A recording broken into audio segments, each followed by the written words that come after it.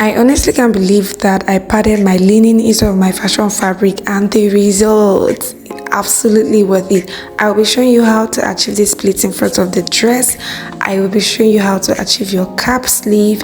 In this tutorial, you'll definitely see how to pad your bustier. You'll be seeing the finished look of this dress on my clients at the end of this video. I'll be showing you how I achieved this beautiful neckline and overall how I achieved this dress. Hi guys, my name is Naya John. I teach you how to make beautiful dresses. Without wasting much of our time, let's get right into this tutorial. So here are the patterns from the previous video. The link will be in the comment section and also the description box, so you can reach out to the first video if you haven't. So this is the pattern we drafted in our previous video, and I'll be placing it on my main fabric. Now this fabric is for my client, so I wanted it to come out beautifully. It had two patterns, so here's what I did. I placed the bustier area on the flowery pattern, and then I placed the yoke area on the border flower pattern, and the result is actually very beautiful. Why am I showing you this? I'm showing you in case you have your fabric. There is always a way to make your fabric look unique and beautiful. That is why I'm showing you this for free. So after cutting out, I made sure to add stitching allowance both on the armhole, the neckline, the bustier area, everywhere. Just add your half-inch stitching allowances. Okay? Also, I have gone ahead to cut out my linen. Now in case you're wondering, I always use doll face lining for my cotton Ankara fabrics, okay, just to give it extra quality. Now let's take you through the process of our padding. Now for my bustier, I use a light wadding sometimes, especially if the client is busty. You need something firm to hold the bust, okay? So I'll be using this light wadding or pad. Some people call it wadding, some people call it pad. So firstly, I'll put my center piece on the pad, and then I'm going to cut out like so. After cutting out like this, I'll fold my pad into two again, and then place the center piece I just cut out right on top of it, and I'll cut out again. Now those ones I'll be cutting out will be for the sides of my padded piece pattern. You see, those sides will be having half of the pad, only the center piece will be full. Don't worry, you understand what I'm saying very soon. Now after cut, this is what you have for the center piece and for the sides. Now for the center piece, we'll just give a sweetheart effect at the hem, and when we open it up, this is what we'll have, okay? Then you leave half-inch for sewing allowance at the top. Do you understand? Yes. So the center piece usually have a sweetheart effect at the top and at the down, while the sides will just have like a half circle for the pad. Exactly. So this is basically how I cut my pad. Now just as we have this pad on our fashion fabric, I'll remove them and place on my linen. After placing on the linen, I'll laminate with my hairstay.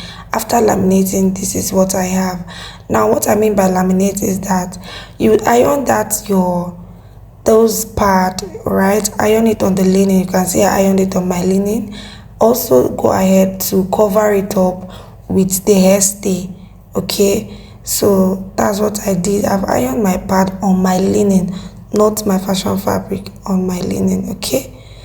Yeah. After this, you also go ahead and laminate, iron your hairstay on the fashion fabric, your Ankara piece, okay? Now if you paid attention, you'll notice that I did not iron any pad on the Ankara. The pad is on the linen, okay? So I only iron my hairstay on the Ankara, right? Okay, so at this point, get the center piece. We'll be stitching it to one of the side pieces, after which we'll stitch it to the other side piece. Now just the same way I'm pinning this up, I'll take it to the sewing machine and stitch right on that half-inch I pinned up, okay? So we'll take it to the same machine and stitch up. We'll do the same thing for the linen. This is the linen. We'll pin up the same way. You can see the pad, right? And then we'll stitch up. After stitching up, guys, this is what we should have. So this is it, and it looks really clean from inside out. You can see, right? Now we'll do the same thing for the fabric. I already stitched the bustier area of the fabric. You can see there's no pad on the fabric, right? The next thing we'll do is to fix the bustier cups, those already made cups. We'll fix it. So I've gone ahead to insert my dart on the cup to give it more pointy effect. I'll do the same for the other cup, and then I'll go ahead and stitch this on my bustier area. You make sure that you place the sharpest part of your cup on your bust point, then stitch in such a way that the stitching thread will not be visible from the front. So here it is. The next thing I want to do is to get the linen. You can see that my linen has the pad, right? Get the linen and then place it. Make sure the right sides are facing each other. Make sure every part of your bodies align properly, the shoulders, the neck, and everywhere. Place the interface, which is your lining, on top of your main fabric like so. Take it to the sewing machine and stitch round about the neckline from the strap all the way to the sweetheart. Yeah. Oh my god, after stitching, this is what we have. It looks so cute, the linen, everything.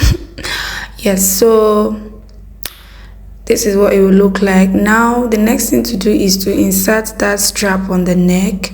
Yes, we're going to insert it inward, very close to the sweetheart area. So you're going to create losing the stitch on that area that the strap is supposed to be, then insert the strap right there, take it to the sewing machine and stitch. Make sure you're stitching it inside, in between the linen and the fabric, okay, so that it will be neat on the outside and also on the inside. So I'm just showing you the process for making this dress. Now I've gone ahead to stitch in the strap, and when you turn it to the right side of the fabric, you can see that the strap is inside, in between my fabric and my lining. So okay, this is it. You have to fold it into two to make sure that the straps are properly placed at the same point, okay? You can see how neat everything is coming along. I'll take this and give it a very good iron, especially that keyhole area. Iron it very well so that you don't see your lining from the right side of your dress. That's that about the front piece. I'll go ahead and interface the back and conclude the upper bodies. After interfacing the back piece, I've gone ahead to stitch it together with the lower bodies for the back. Everything we're doing here is inseam. Now this is the tool we are working with, a black tool, and it is just 1 yard, okay? 1 yard of a soft, stretchy tool. You want to make sure it is stretchy because you don't want anything discomforting your client, okay? Just before we start gathering the net, we would place our tape from the shoulder line to ascertain where we want the pleats to start. So I want it to start at 26. From the shoulder, I'll mark 26 inches on the side. So the gathers will run from that 26 inches all the way to the waistline of the dress. Okay, so I'll fold my net into 2 equal parts like so. Into 2 equal parts. I'll start off with one of the nets. I'll place it on that 26 inches and I'll start gathering. Once I exhaust the first one, I'll add the second one. Guys, my pins came in very handy at this point. So as I'm gathering, I'm pinning up. I've exhausted the first tool, I'll add the second one. You see the way I just added it?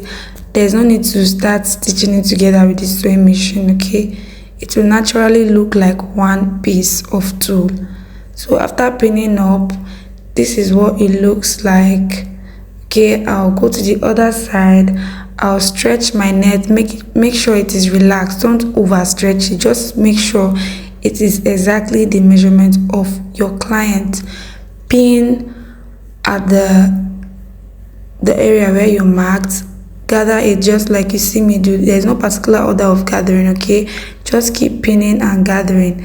Once you're done, this is what it will look like. Then you can go and stitch the center area on your sewing machine. All right, at this point you can go ahead and couple up your dress. Let's move on to drafting the sleeve, a cap sleeve.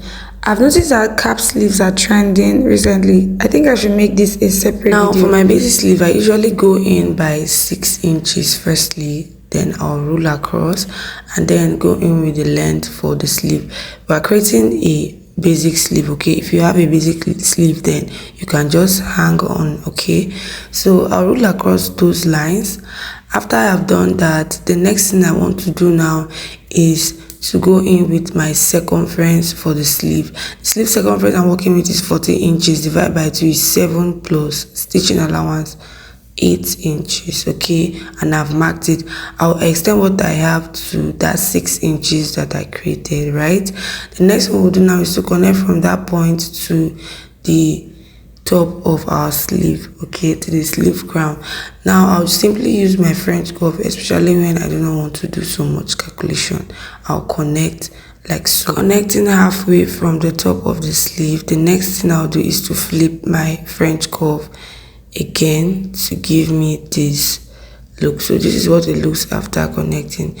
The next thing I'll do now is to cut out, okay? Now we'll go in by the length you want your cap sleeve to be. Now my cap sleeve, I want it to be as short as 4 inches, so I'll mark 4 inches. Now that place where I mark 4 inches, I'll connect it all the way to this place that my pencil is highlighting, okay? Now I'll use my French curve.